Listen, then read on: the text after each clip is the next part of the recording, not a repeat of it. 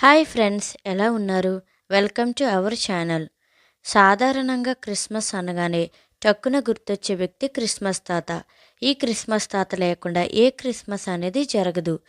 Christmas సందర్భంగా జరిగే క్యారల్స్లో పిన్నలు పెద్దలు సైతం శాంటా క్లాజ్ వేషంలో ఉన్న వ్యక్తి వెంట తిరుగుతూ ఉండడం చూస్తుంటాం. అయితే ఈ క్రిస్మస్ తాత ఎక్కడి నుండి వచ్చాడు ఎప్పుడైనా ఆలోచించారా? తెలుసుకుందాం రండి. Let's get in to video.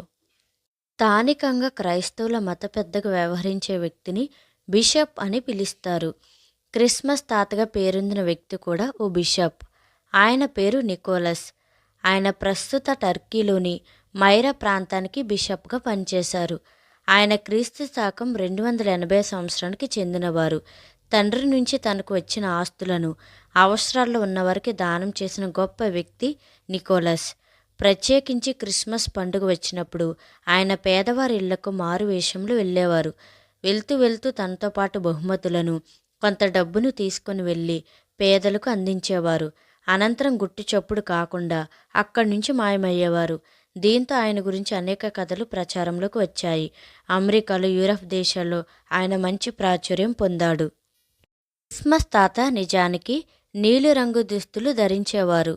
అయితే 1930లో కోకోకోలా కంపెనీ వారు తమ ఉత్పత్తులను ప్రచారం చేసుకోవడానికి ఎరుపు రంగు వాడారు.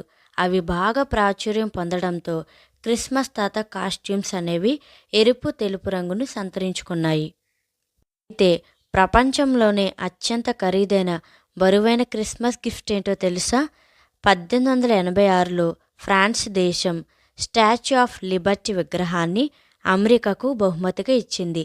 దాని బరువు 225 టన్నులు. దీంతో ఈ విగ్రహం ప్రపంచంలోని అత్యంత ఖరీదైన, బరువైన క్రిస్మస్ బహుమతిగా పేరొందింది. ఈ వీడియో కనుక మీకు నచ్చినట్లయితే లైక్ చేయండి, షేర్ చేయండి. మరిన్ని ఇలాంటి ఇన్ఫర్మేటివ్ వీడియోస్ కోసం నా ఛానల్ తప్పక సబ్స్క్రైబ్ చేయండి.